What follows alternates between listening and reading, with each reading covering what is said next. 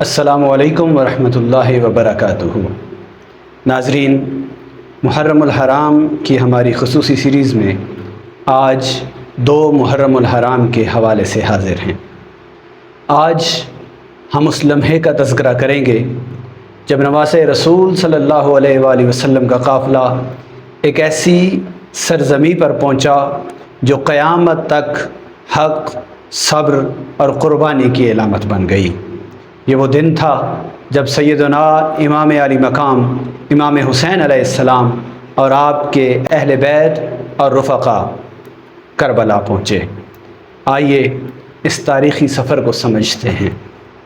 ناظرین، سیدنا امام علی مقام امام حسین علیہ السلام نے اقتدار یا دنیاوی فائدے کے لیے سفر اختیار نہیں کیا تھا۔ آپ نے خود فرمایا، میں امت محمدی کی اصلاح کے لیے نکلا ہوں۔ مدینہ منورہ سے روانگی کے بعد آپ مکہ مکرمہ تشریف لائے۔ مکہ میں کئی ماہ قیام فرمایا۔ اس دوران کوفہ سے ہزاروں خطوط موصول ہوئے جن میں لوگوں نے درخواست کی کہ آپ تشریف لائیے اور حق کی قیادت فرمائیے۔ امام علی مقام نے حالات کا جائزہ لیا، پھر اپنے اہل بیت اور ساتھیوں کے ساتھ عراق کی طرف سفر شروع کیا۔ آپ جانتے تھے کہ یہ سفر اتنا آسان نہیں ہے، مگر جو شخص اللہ کی رضا کے لیے نکلتا ہے وہ نتائج سے زیادہ اپنے مقصد کو دیکھتا ہے۔ راستے میں مختلف مقامات آئے۔ کئی لوگوں نے امام علی مقام کو مشورہ دیا کہ آپ عراق نہ جائیں، آپ کربلا نہ جائیں۔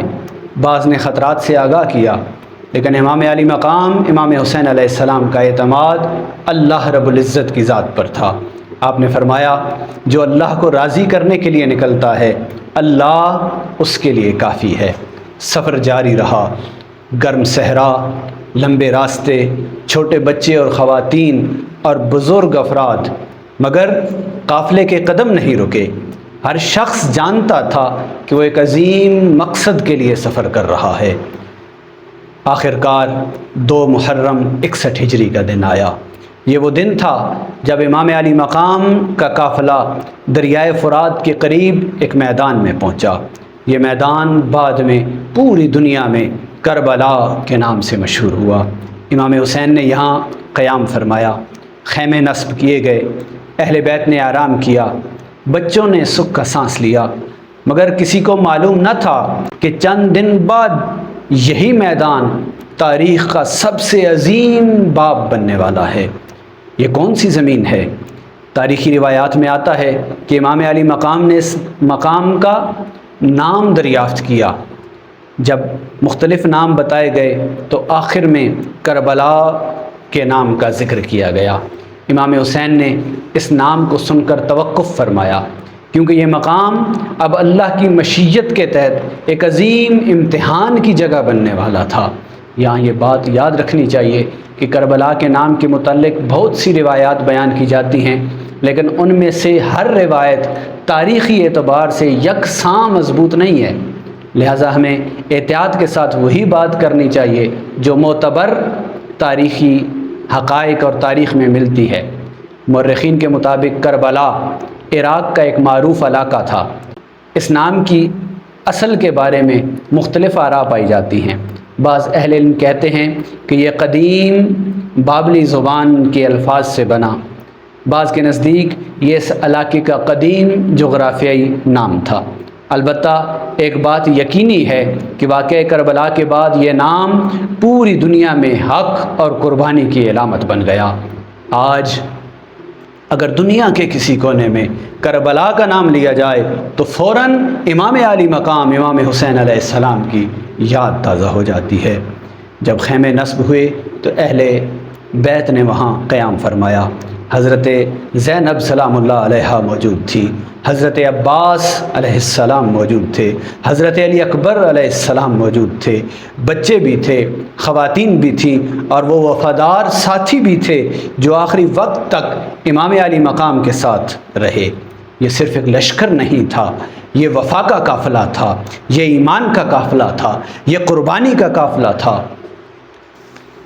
ناظرین، 2 محرم کو ابھی جنگ شروع نہیں ہوئی، تلواریں نہیں چلی تھیں، لیکن آزمائش کا آغاز ہو چکا تھا۔ کچھ دن بعد پانی بند ہوگا، کچھ دن بعد سخت امتحانات آئیں گے، کچھ دن بعد وفا کی ایسی ایسی مثالیں قائم ہوں گی جنہیں تاریخ کبھی فراموش نہیں کر سکے گی، لیکن ان سب کی بنیاد اسی ایک دن پر رکھی جا چکی ہے جس دن امام حسین امام علی مقام نے کربلا میں قیام فرمایا۔ آج 1400 سال بعد بھی 2 محرم ہمیں ایک عظیم سبق دیتا ہے۔ اللہ کے راستے میں چلنے والا انسان آسانیوں کا انتظار نہیں کیا کرتا، وہ حق کو دیکھتا ہے پھر اس پر ثابت قدم رہتا ہے۔ امام حسین نے ہمیں سکھایا کہ مقصد اگر اللہ کی رضا ہو تو مشکلات راستہ نہیں روک سکتی۔ کربلا پہنچنا دراصل قربانی کے سفر کا آغاز تھا، اور یہی آغاز بعد میں اسلام کی تاریخ اسلام کا روشن ترین باب بن گیا۔ ناظرین، 2 محرم ہمیں یاد دلاتا ہے کہ تاریخ کے عظیم واقعات اچانک نہیں ہوا کرتے، ان کے پیچھے صبر، یقین اور اللہ رب العزت کی ذات پر توکل ہوا کرتا ہے۔ امام علی مقام کا یہ سفر کربلا جب آپ نے شروع کیا اور جن مشکلات سے گزر کر آپ کربلا کی سرزمین پر جا کے خیمہ زن ہوئے، پھر 2 محرم الحرام کے بعد جوں آزمائشیں بڑھتی چلی گئیں، پھر وفائیں بڑھتی چلی گئیں، پھر قربانیاں بڑھتی چلی گئیں، یہ امام علی مقام کا صبر تھا، آپ کی جرت تھی، آپ کا استقلال تھا، اور رب دو جہاں کی عظیم بارگاہ میں آپ کا توکل تھا کہ آپ نے یہ عظیم قربانی دی۔ رب دو جہاں ہمیں اہل بیت اطہار کی حقیقی محبت اور مودت نصیب فرمائے، صحابہ اکرام کا پیار نصیب فرمائے، اور ہمیں تا دم مرگ حق کے راستے پر چلنے کی توفیق عطا فرمائے۔ وآخر دعواہم ان الحمدللہ رب العالمین، والسلام علیکم ورحمۃ اللہ وبرکاتہ۔